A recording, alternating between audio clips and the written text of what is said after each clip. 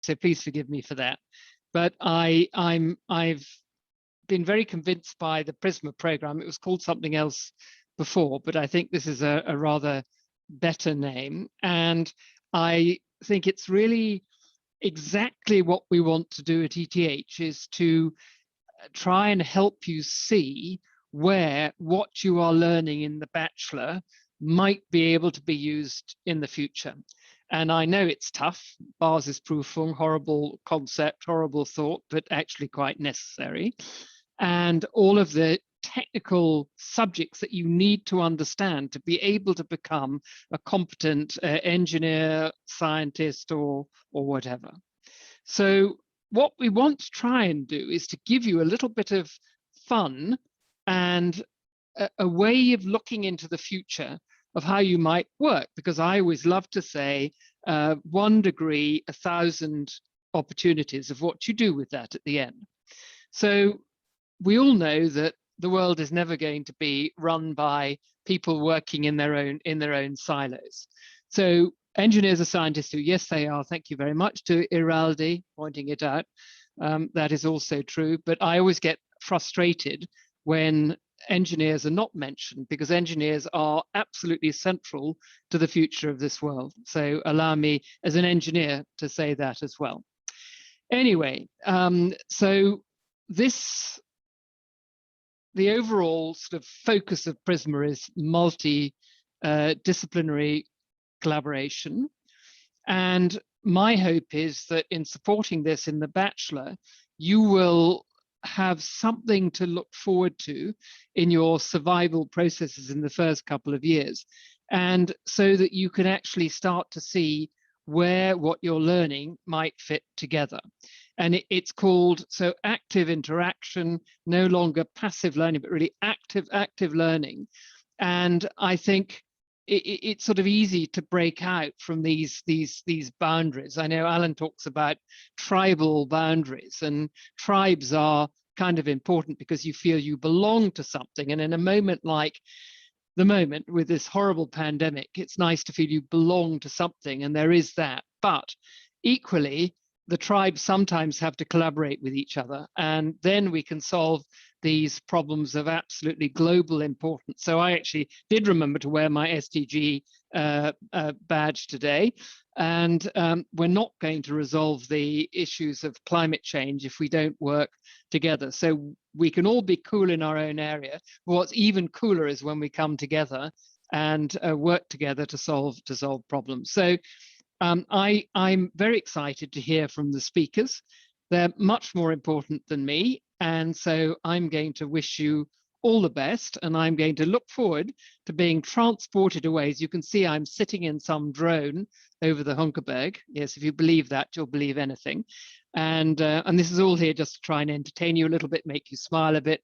And I shall now wish you all the best and encourage you to take part in sprinkles or whatever, join in with PRISMA, and I sincerely hope that the summer events will happen in person, because that would be an enormous amount of fun, wouldn't it?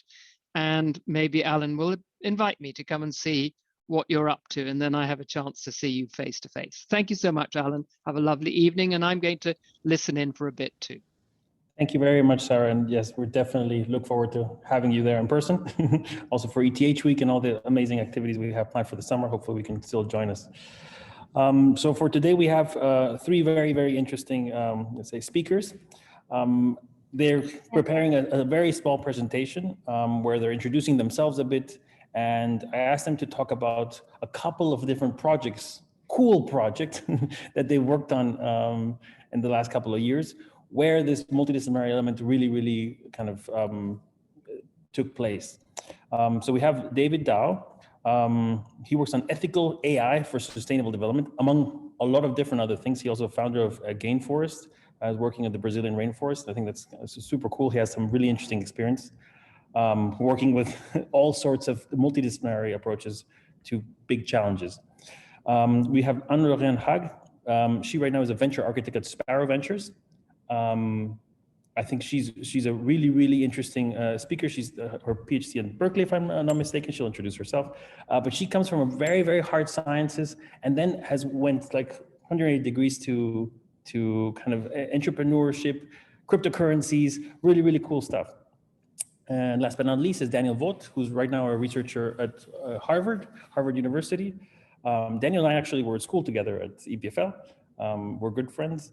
And he's got a background, a very, very diverse background. He's gone through basically the entire Swiss education system, all sorts of different, and he's a very, very hands-on guy. He's put ears on whales and like very, very strange but interesting stuff. So I hope you enjoy this.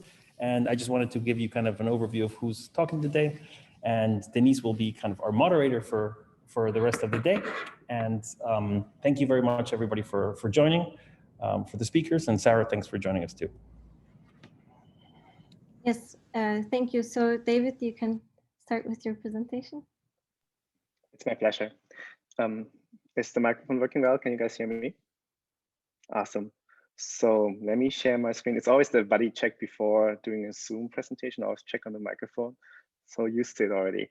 So thank you so much for the invitation to participate in Prisma today. I will talk a little bit about using artificial intelligence to help restore the natural world. So I'm David Dao, I'm a PhD student at ETH Zurich. And let me get started, actually not with my presentation, but with an Instagram small podcast, which I recorded a couple of days ago. Let me know if you can hear it.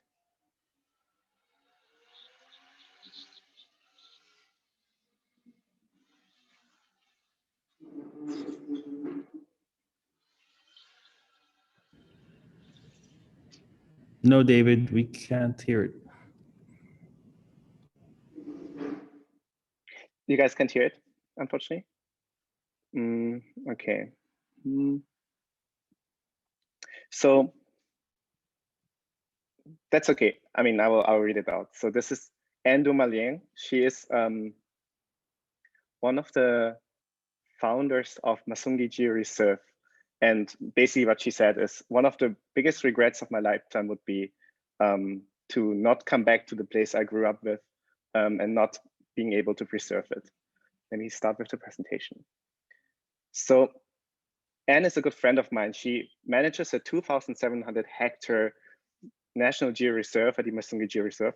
So I'm gonna post the Instagram link later so you guys can listen to it.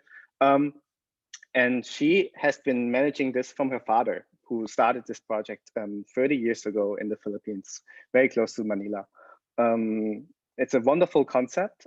It's geotourism, which is very sustainable. But recently, over the past years, she has been facing climate change issues as well as illegal deforestation. So you can see on the middle pages, these are like the beautiful drone shots from her Geo Reserve National Park.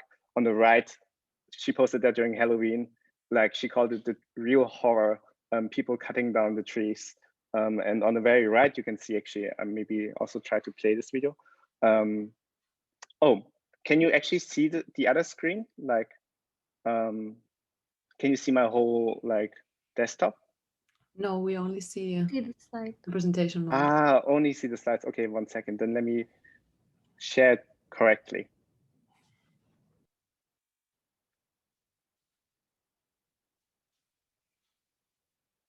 How now? So maybe that's better now. So I'll try it again.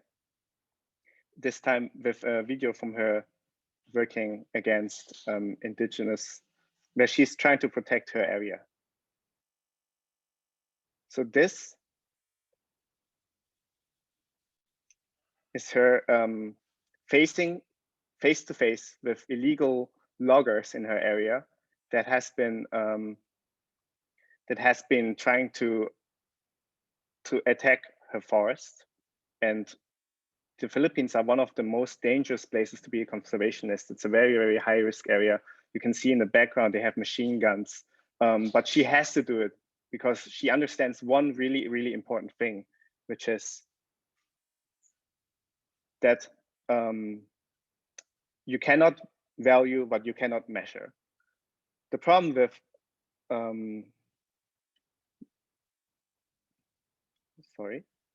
the problem with deforestation degradation is it's a huge issue. It causes 25% of global emissions from land use. We've seen the horrible fires from 2019 August in Brazil, and even now it's even higher, but it's like not a lot of people have been talking about the recent advancements, what's happening in Brazil, because really the problem is it's a problem that not only affects nature but also humans. People get killed. It's very dangerous. You really cannot value what you cannot measure. That is the problem. And if you cannot value nature, you cannot protect it. So if we assume that humanity only protects what it values, we really need to talk about measurement. Let's talk about measurement, and that is also where our research comes in. So really currently, if you want to value and if you want to measure what's going on in a forest, if you want to, for example, pay out landowners for the fact that they protect their area, people have to go into the field and measure it one by one, every single tree. For example, we know that trees store carbon, which is very nice. So carbon has a value currently in our market because we can only emit so much anymore. But for example, here, this is a very normal process. It's called forest monitoring, verification, and reporting. It costs $300 per hectare to just measure. So this is not accessible for people who are like smaller scale landowners or people who are not part of a very like wealthy already project.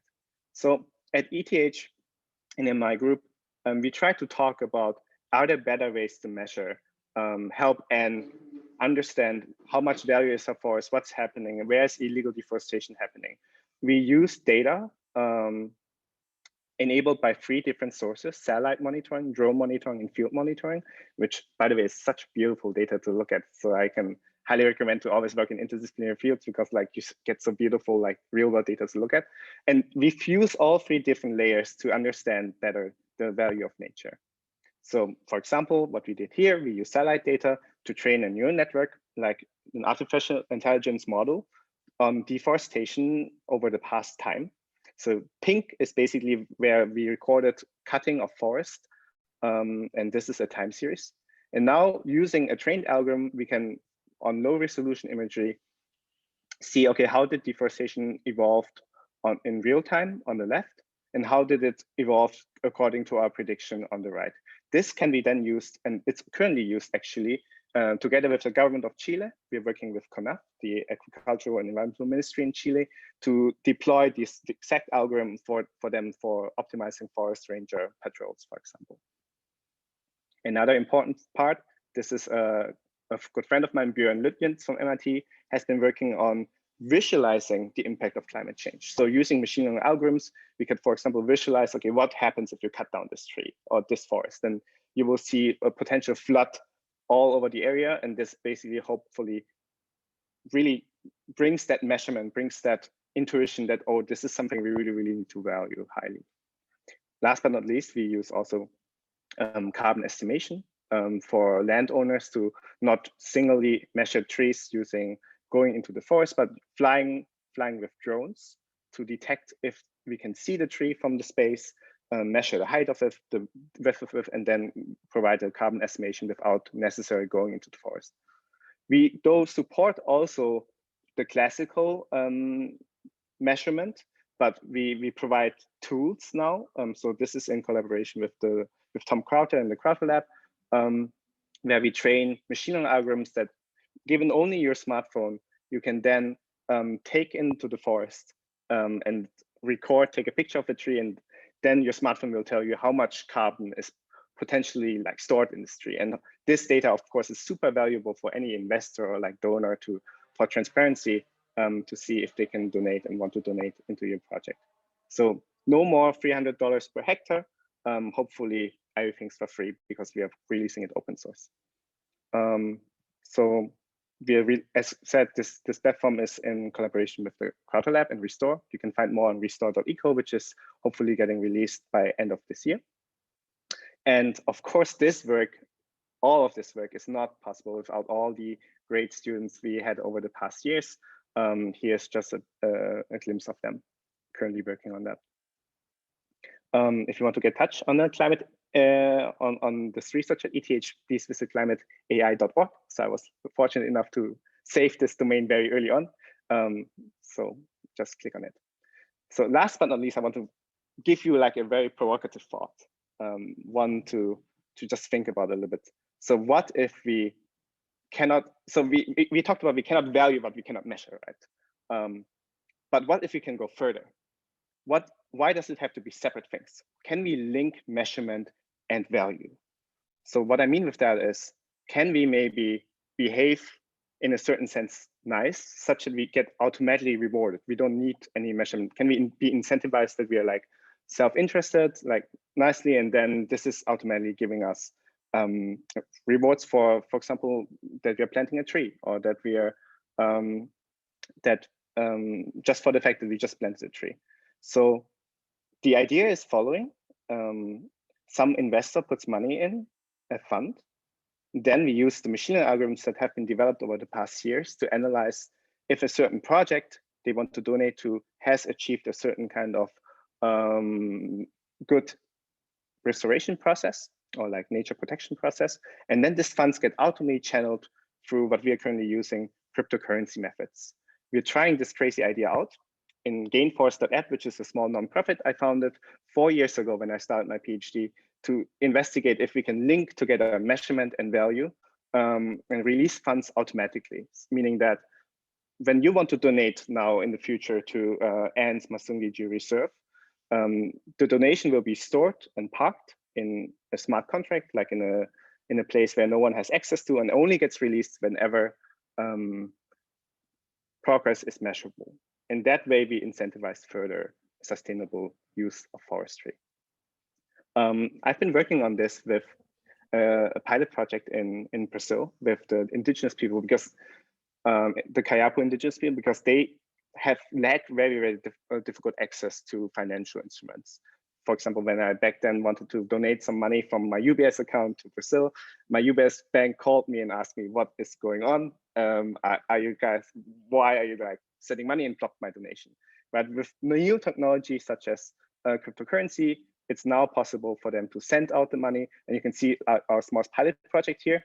We talked with some supermarkets which accept then these tokens, and they can pay for the protection of their forestry. So really, last but not least, I want to encourage you to think always about the big picture here. Don't lose sight of the big picture. So my background is I'm a machine learning AI researcher, but I grew up in the Black Forest in Germany. My family comes from the rainforest in Southeast Asia, and we are very connected to that area. And it's been always a priority to me to think how we can leverage the skills we learn at ETH for the better good. So I hope actually this last message from Ann comes through. If not, then it's good. It's a nice to have, but let me just try to play and see if you guys can hear it.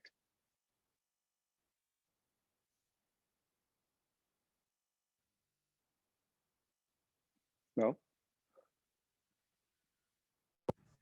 Okay, I think I have the issue. Right. I hope that you always put it as a part of the conversation, and that you help us push it forward. Again, like what I said, the Philippines is one of the most vulnerable countries to climate change. And I've already enumerated a while ago how things impact us here on the ground. The problem with talking about things happening on the ground is it can make you quite emotional. But, climate change, some things, I can restore things here, but there are things like climate change that really requires collective action. And action from other countries affect us still on the ground, right? So I've had several indigenous park rangers who we'd often send back to their land in October so they can plant their crops. But because of climate change, because their crops can't grow anymore, then they lose that part of their culture and their sources of income. So I hope you raise the topic. I hope you raise to people who can make a difference, because in coastal communities, it really makes a difference. And it really has an impact on social justice. So I want to leave you with this message, and I thank you so much for your attention. Thank you very much. It's actually very great to see that ETH is doing these cool, both technological, but also very sustainable projects. So I think we can jump to the next speaker. So Ann-Lauriene, you're very welcome. And she holds a so she originally started with nanoscience, and then she transitioned into the startup world. So So we're very excited, and let's have the questions after all 3 presentations. So you can already see my screen. Good. I just click on present. All right, so yeah, thanks for inviting me to this Q&A. I'm very excited to be here. So my name is Ann-Lauriene, and I want to tell you a bit about my background and my story, and hopefully you will learn something out of it, or be inspired at least a little bit. I guess it's difficult to give career advice that suits everyone, but giving many examples will hopefully help you choose your own path. So I grew up in a small town in Germany, and I quickly realized that there wasn't much there for me. So I moved to Basel to study nanoscience. I was always passionate about all kinds of sciences and couldn't really decide what to study. So I opted for a curriculum that basically had it all. So with great passion, I quickly finished my bachelor's degree. So that was done. So I followed a very classical science career. My dream was to become a professor, run my own lab. And in the short term, I wanted to study at one of the top universities in the States. And after I got the chance to give a talk at an international conference in Canada, and being super nervous about my first talk in English, a prof from Caltech approached me, and he was really impressed by me. And he offered me a position for his for my master thesis in his lab. So for me, that was one of the ultimate goals, and I could have been happier. I spent 6 months at Caltech, researched at this really good university, and felt on top of my league. So basically, that step was done as well. So as you can see, the path, the next step was to get a PhD. So I moved to Montreal, Canada, to research on cantilever-based biosensors, and spent 4.5 years at McGill University. During that time, it was also the first time I was actually questioning my career path. So was I really doing what I was enjoying? Was this the path I wanted to do? And I realized that although I really liked science and physics, the outlook of being a prof didn't really excite me anymore. So this kind of made me sad at first, and I lost my path. But I thought to myself, so why do I do all of this to become a scientist if I don't want to stay in academia? And at the same time, my brother, he was running his own startup in San Francisco, and I visited him frequently coming from Montreal. So for me, the whole startup business world was super new, and I quickly realized how passionate I was about this field. So I had my brother draft pitch decks and designed wireframes. It was completely new for me, but somehow my thinking was very valuable. So at the end of the PhD, I felt like a wizard, but I realized that I didn't want to pursue an academic career, and ventured into the startup world together with my brother. So this basically didn't happen. So I became an entrepreneur, and we were working on a few ideas until we stumbled upon our idea for Whisker. Initially, we wanted to make the whole internet explorable by building a new kind of mobile browser. And I coded the first prototype for Android, and we quickly found our CTO and co-founder with that demo. And after multiple iterations, we ended up pivoting to a mobile shopping app that lets you discover visually really cool products. But then during the process, I was like, so what does a physicist do at a shopping app? And I kept doubting myself and my position as a co-founder and CEO. And I kept thinking, what value do I bring to this company as a physics PhD? And I also kept thinking that I was throwing away my whole education and that I was not suited for the position. But then I realized that I was actually bringing in a lot of value. And the PhD actually helped me in pursuing this passion. And I have a very analytical mindset and was able to understand complex topics much faster than my co-founders. In addition, I approached new challenges in a very hypothesis-driven way. So we could easily test new approaches.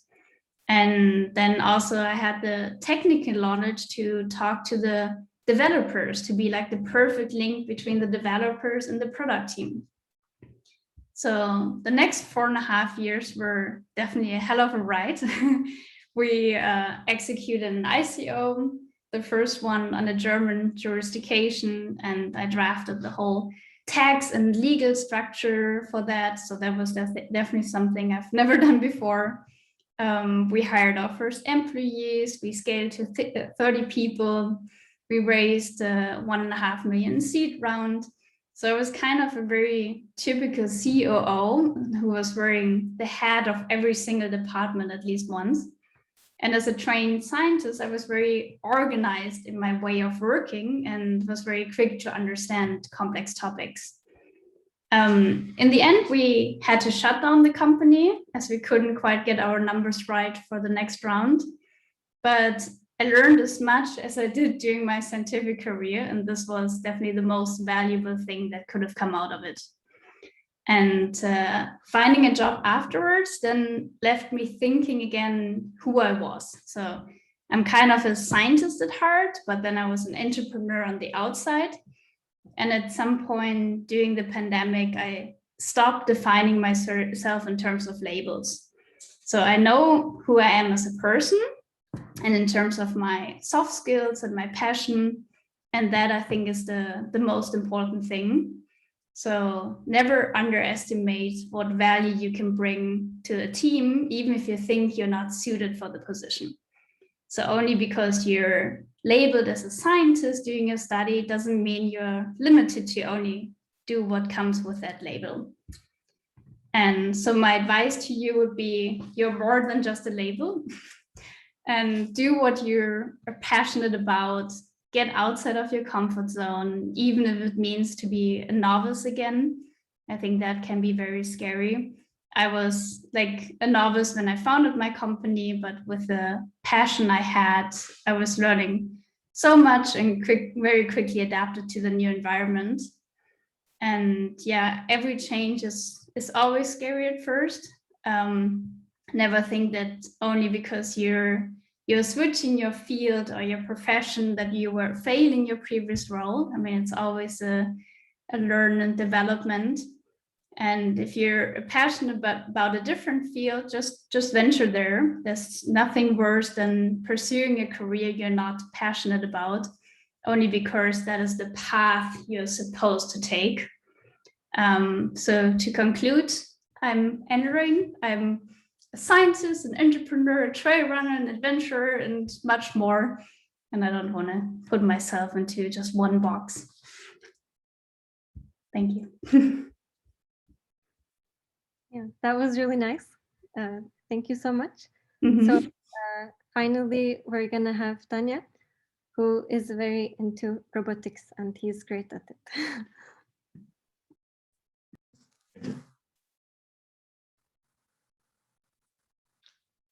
May I have the screen?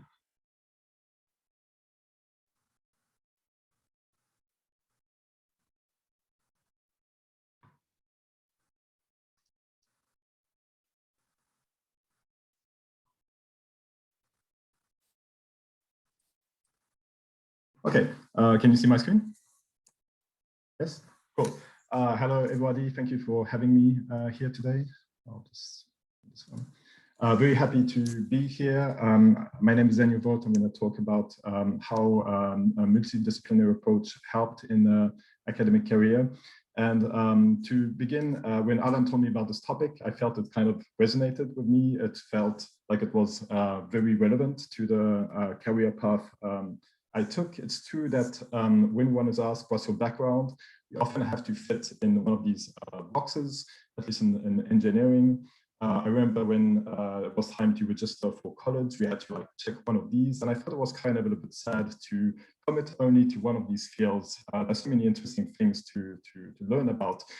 So sticking to one and committing to it was a little bit sad. So today, when one asks me what's my background, I often like hesitate a little bit and come up with one of these. I say sometimes that I'm a mechanical and electrical engineering or mechatronics to make it self-explanatory, but sometimes also use some more terms related to research, like in soft robotics, wearables, switchable electronics that I'm going to develop a little bit later on. So before going there, I'll talk about my educational background. So from that first checkbox, I had to choose. The first one was computer science. I studied at the engineering school of Geneva. At the time, I liked a lot video games. But then once I graduated, I realized that I wasn't entirely happy with what I learned.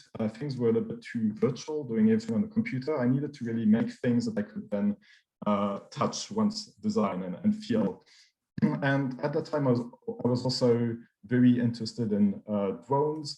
And I was seeing a lot of cool research being done at EPFL in Lausanne. So after a lot of reflection, I decided to start my studies from scratch in year one. I couldn't skip anywhere in a year, and study again microengineering at EPFL. And that turned out to be really the perfect field I was looking for. Microengineering is a mix of electrical engineering, mechanical engineering, and making small stuff. So that was really a perfect match. So I did my bachelor there, did my third year Erasmus in the TU Berlin to learn some German. I did a minor in management and entrepreneurship. That's where I met with Alan. I did a master in robotics and autonomous system. And finally, I did my master project at Harvard and the Harvard Microrobotics Lab. And that's where I was then hired. I'm working there since 10 years, and I had the chance to work on some really cool projects that I'm going to talk about. So before jumping into projects, all these projects are related to soft robotics. So I'm going to tell first a few words about that, what it is. I'm sure we're all familiar with traditional robots. You can see some examples here where they are used to assemble cars for the industry. So robots are good at some things when one needs precision, repetition, strength. But when it's time to do some more delicate manipulation, for example, to pick up an egg, that's something that a hard-bodied robot is quickly limited to do. One needs to know exactly where the egg is and exactly the dimension to not crush it.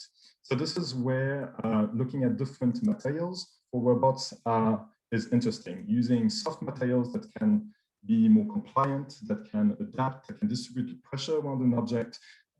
This opens many more doors in the field of robotics to pick up delicate or deformable objects. So what I did is to study a subfield of robotics, which are the sensors for these robots.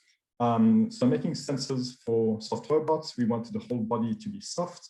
So the sensors also need to be soft. So this is an example of soft strain sensors. It's silicone rubber filled with liquid metal that when you pull it, it's going to increase the electrical resistance. So this can give all kind of valuable information for soft systems. And where I specialize even more is in wearables. These sensors are good for soft robots, but not only.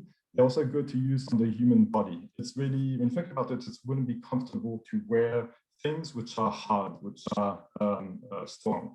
So the skin is soft, the skin is stretchable. There's also an interest to use materials which have similar properties. So this is an example on the left side to apply these kind of sensors for leg motion tracking. This is a field of interest because there are many good ways how to get motion tracking indoors. But when it's time to go outside on the field, these options are a little bit more limited. And it's also an interesting field to do engineering on the human body. One cannot use screws, bolts, when really have to think how to apply these sensors in a comfortable way for the users, deal with sweat and other challenges on the human body. Another example here on the right is natural human-machine interfaces. This is something I was always interested in because it never really changed in the years. We're always using mice, keyboards, joystick to interact with electronic devices. So here I wanted to look in ways how one could use different approaches by just like moving parts of the body in order to interact with electronic devices. So these are sensors placed to detect the wrist movements. You can see, for example, here moving a 3D wave servo or controlling a quadcopter. So another example that I wanted to mention is deep sea robotics. So as said in the beginning, hard-bodied robots have some limitations, and this applies the same way to deep sea robotics. When it's time to pick up delicate things, it doesn't always work well. So one thing leading to the other, I had the opportunity a few years ago to be part of a research cruise on the RV-Falkor. This took place in the Phoenix Islands. And the goal of this expedition was to gather some samples from underwater, some corals. So you can see here the science team. Here, everybody, they were only biologists, I was the only engineer. And we were deploying this deep sea robot to collect samples in different places of the Phoenix Islands. So what I did is to adapt soft manipulators on the deep sea, this RV, to expand the capabilities of grasping things underwater, just to increase the toolboxes that were usable. When it would be time to grab something delicate or deformable, these would be the tools that would be used. I also did some 3D printing aboard based on the different comments, the feedback from either the RV pilots or the biologists. I did some modifications on the fly on the boat to make some new kind of actuators that could be then used in following dives. So these are the two examples I wanted to bring up today. To summarize, from my experience, having a multidisciplinary profile really helped. As you can imagine, in these activities, there's a lot of mechanical engineering that goes into designing molds, designing the sensors. There's also a lot of electrical work to like do the signal conditioning of the sensors, the data analysis, characterizing all these sensors. So I would say that it's nearly mandatory to know a little bit in each field in order to do this. From a general perspective, I would also say it just gives a good vision of projects to know all the dependencies between the different fields. For example, how an electronic board will fit into mechanical housing, and especially not only from a technical point of view, but also to know more about the people working in these different fields, what they are interested in, what are the challenges in each field. So it really helps to have a step a little bit everywhere. So that's all I wanted to show today. Thanks for your attention, and happy to chat to get questions or catch up offline if you have any other questions. Thank you very much. I think we already have one question. So what kind of metal are you using for the sensors? 1 second. The metal I'm using is a liquid metal called protected gallium indium, or EGain, and it has the property to be liquid at room temperature. So that's really what allows it to just follow any given shape when stretched, without it having any dysfunctioning when being pulled apart. It's a low boiling point metal. Yes, now I guess we can have all the questions. Hi guys, I wanted to ask you kind of a first question. I mean, all three of you come from very, very different, basically, walks of life. You all come from very different angles. And if I were to throw you in a let's say in a mixer and say, okay, solve one let's say one challenge, how would you approach it? And now that you've heard a little bit of what the other people are doing, how would you approach these different challenges? You know, seeing from the AI, and you see the robotics, the startup, the physics, mechanical engineers. How would you kind of tackle things together? If you, I know it's a very conceptual thing, but you have three very, very talented people. How do you think you guys would work together? What would you do first?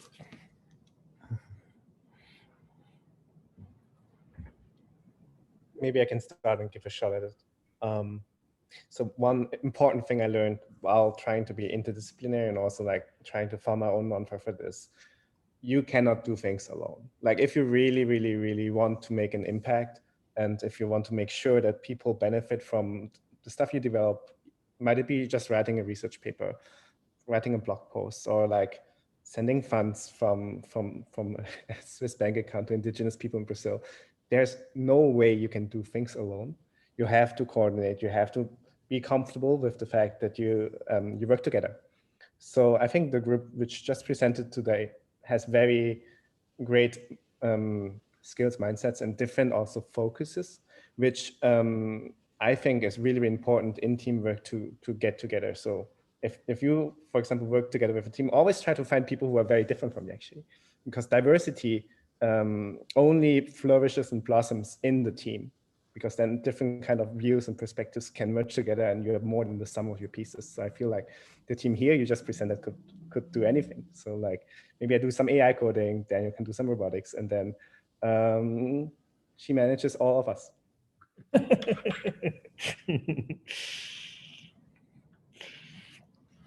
What do you think, Ann-Lauriene? Do you want to manage these two?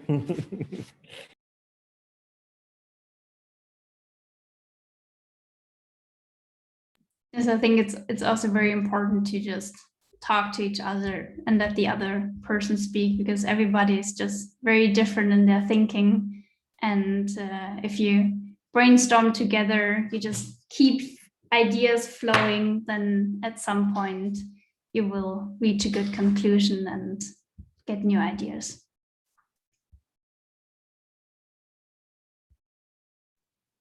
I think there's also one more question for you in the chat. About the ICO. Very interesting topic. Yeah, we choose an ICO. So that was end of 2017. So at the height of the ICOs, it was at some point, I mean, it was part of an opportunity we saw. And in terms of raising funds, but also in terms of making a good impact. So the idea behind our token was to reward people for their data. So if you look at an ad within the app, you will be rewarded every time you see this ad with a token.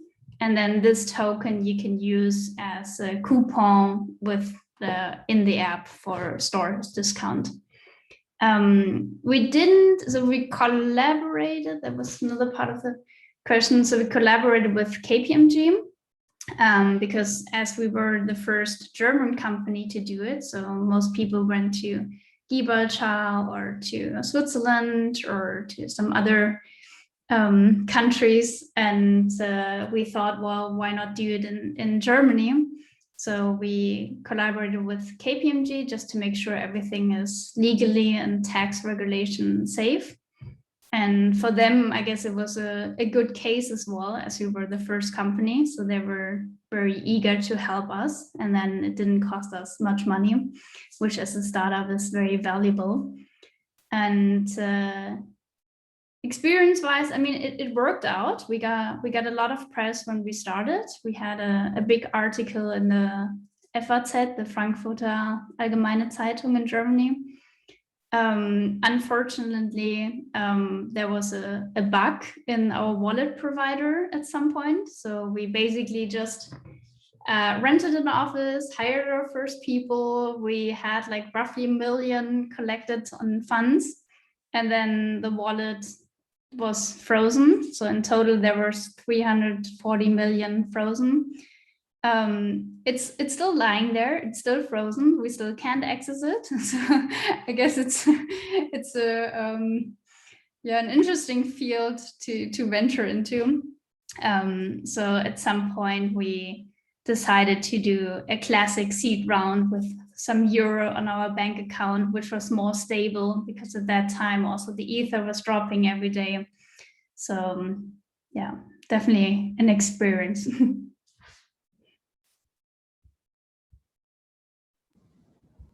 Yeah, we have one more question in the chat for everyone.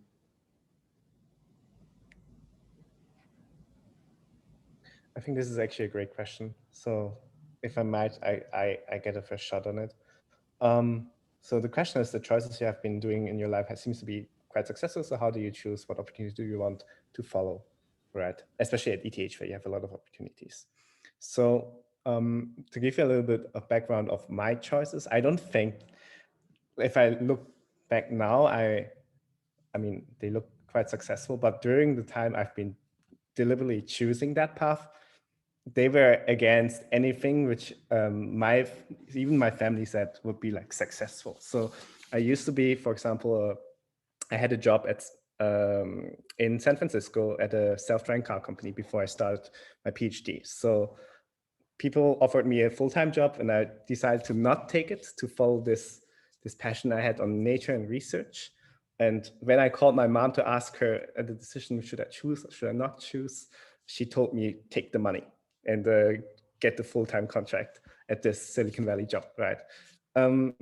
And that's kind of like, when I talked to my sister, she said, you should do your PhD, because if you don't do your PhD, especially in this topic, right, you will always regret it for the rest of your life. And actually that is some kind of guidance I've been like, which is such a valuable insight that I got from my sister. It's always like so clear. Everyone tells you like, do something which follow your heart, but it's sometimes really hard to know what your heart wants at the moment you choose. So my trick always is to imagine me talking to two people when I choose. When I'm like very young. So like, what is child David want to like accomplish? Like, would he be proud of me if I speak to him? And the other person is me on the deathbed. Like, okay, if I look back on my life, was that something I really wanted to live in? Were these the choices I wanted to take? And of course, like A and B, they kind of potentially have different kind of ideas of life, right? But somehow I feel like happiness, you should have some kind of consistency that connects the child, like your younger self and your older self, right? And that has been always my guiding path of choosing choices, which like turns out to be successful now. But I can tell you, and I swear that there were times where I was like doubting my choices heavily, but because of that guidance, I told myself I always stick to that. And I think maybe that's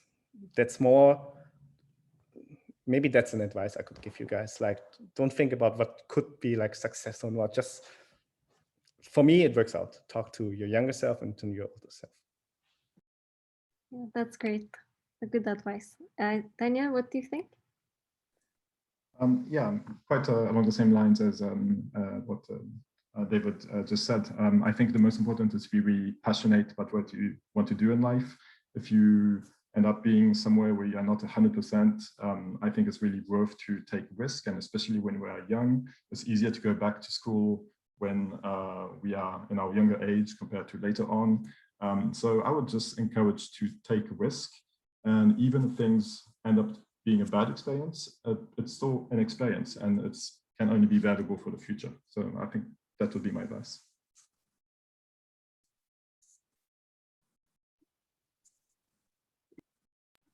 Okay, I think I have a question for everyone. So that would be, what was kind of like your first win that made you feel that, yes, you're on the right track?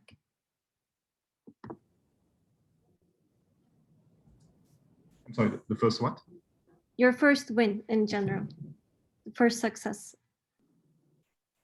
that kind of cemented the idea that it's going good in the right track.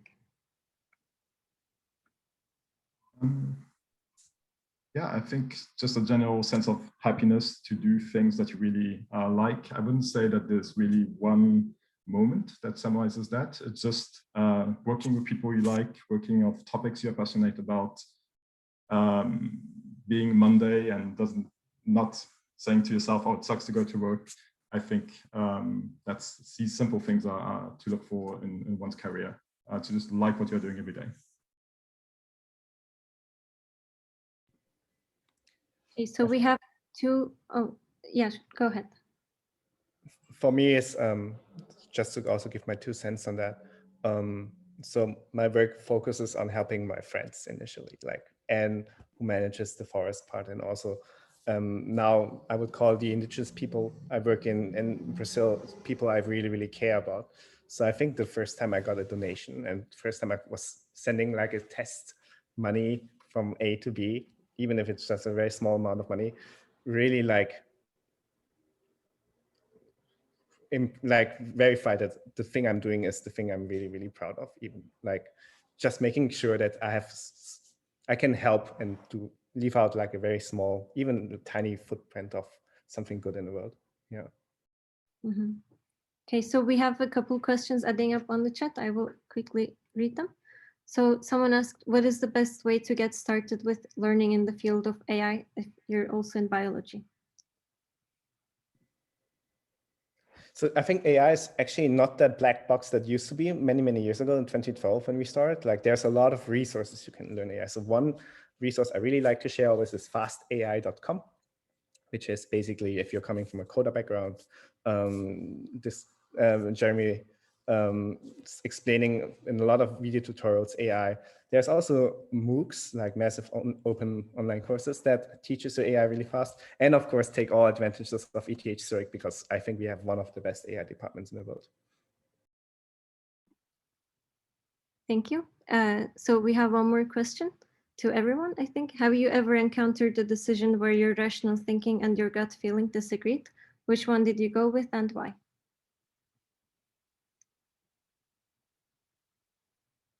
I think I can. So when I finished my PhD and was thinking about founding my own company, my rational thinking was definitely not, don't do it, because it's very unpredictable. That it's not a job that you have a secured funding or you secured salary. For me, I was always a person, I mean, as I showed in these graphs, that had a clear path. What is my next step? What do I need to do? And that was like completely out of my comfort zone. So my gut feeling was like, no, don't do it. It's way too scary. But I went, my rational thinking said it's way too scary. But my gut somehow said, follow your passion and just try it out.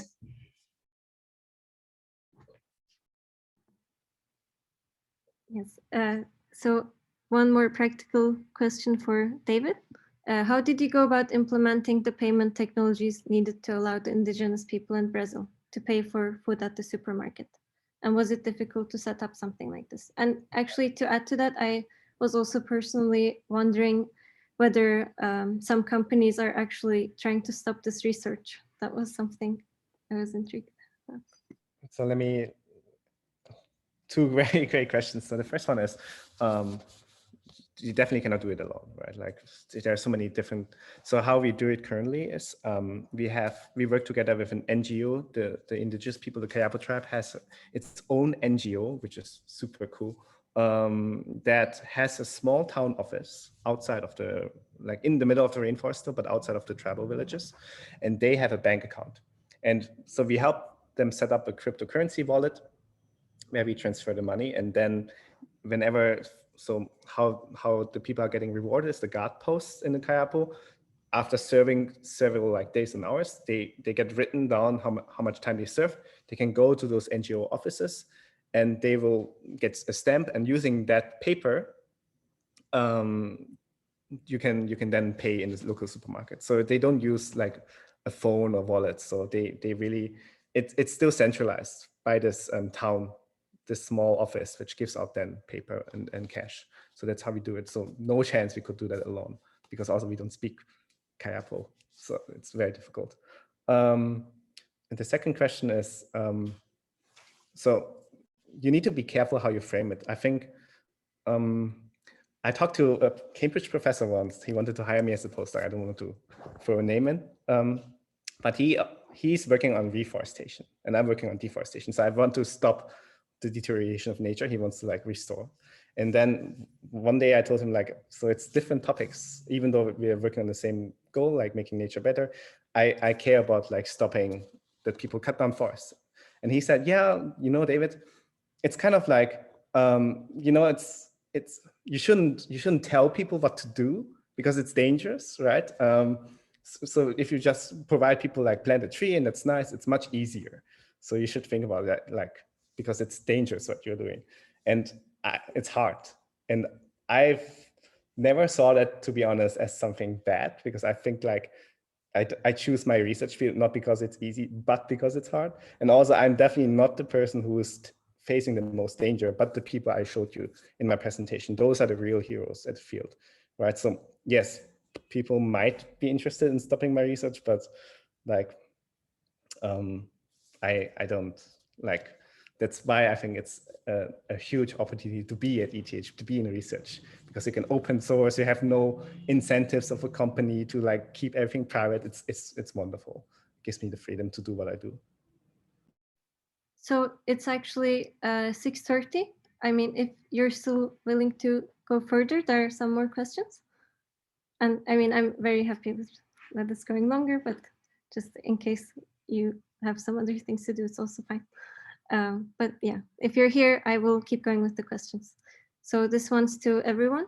We have a lot of bachelor students here, so they're wondering if there was something you would have done differently in your bachelor degree time. Maybe Daniel can start. Yeah, maybe not something I would do differently, but something I see with my colleagues doing the bachelor that they were really thinking to do or not to do. I would just encourage everybody, when possible, to do experiences abroad, either for the language or just to learn into new environments. I would really strongly encourage everybody to do that when they have the possibility. It really brings a lot to just see a different world, see something different. You're spending enough time at ETH just to have more data points on how to learn, what to learn, people to meet. That's the big thing I would encourage.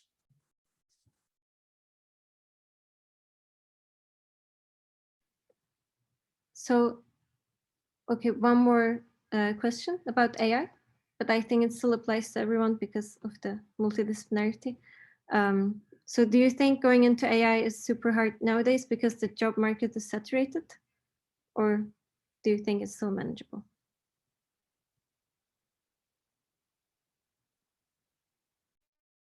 I think it's still manageable. I think even more than that, it's like, I think it's never been easier to get into AI, and we need more people to get into AI to follow non-traditional AI paths. I mean, if you want to go into Google and stuff like that, I think Google already hired the whole world. So it's going to be a little bit difficult to get into Google with AI. But if you want to make an impact, save the forest, maybe track real movement, there are no people doing that, like almost no people. So if you just think a little bit outside the box, you have your place in the world with AI.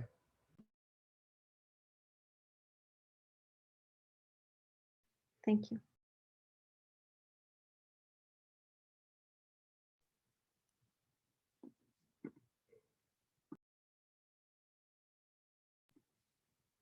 So feel free to ask more questions.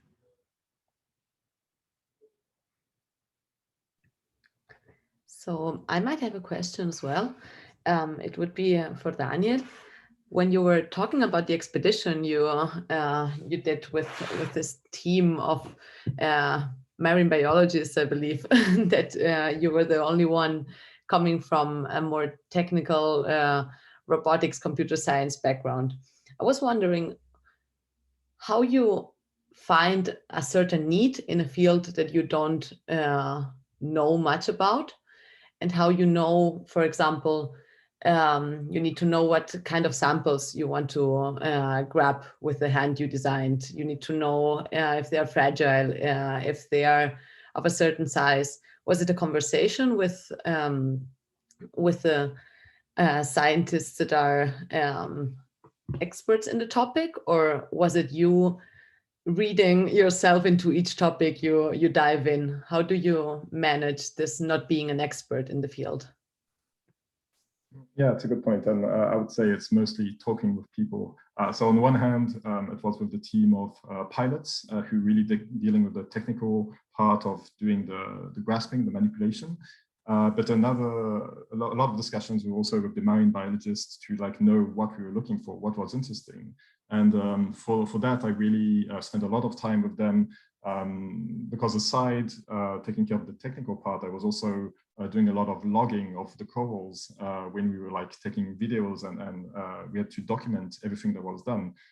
So I got all these coral names in my head after this experience that yeah, it really was interesting to know more about this other field and to know what PhD people, some people who have a PhD in the field, what they are looking in, what's interesting in that field. So yeah, it was mostly conversation, and generally on a boat at sea, you have some time to get to know more people more in details. so that was the perfect opportunity. Thanks so much.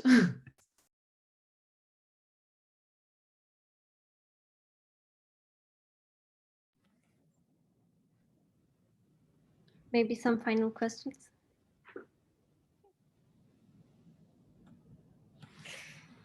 Well, guys, thank you very, very, very much for your time. David, Ann-Lauriene, Daniel, we really, really appreciate that you guys take the time to come and share. I think when at some point we're all just running on our hamster wheel, especially these days, but really, really, really appreciate it. I'm sure most of the students did too. It's also really nice to have Sarah here. She's always pushing us and promoting us to do this type of work. So thank you very, very much, everybody. Beth, Denise, any last words of wisdom? Yeah, I would just say also thank you so much to our three guests for coming. It's been really great to have you, and I found the conversation very nice as well. So yeah, it's been such a pleasure. Hopefully we will get to meet in person someday. Yeah, and also, of course, to the audience, thanks for coming and listening. This Prisma is for students. And I would also say to the bachelor students, check out the Prisma capstone course that we are going to hold in June. And our events coming up. Yeah, from my side, having I us. would only like to say thanks for everyone who came, and I hope that the talks inspired you to look further into other disciplines and to have broader interests, to go out from your comfort zone and find your passion.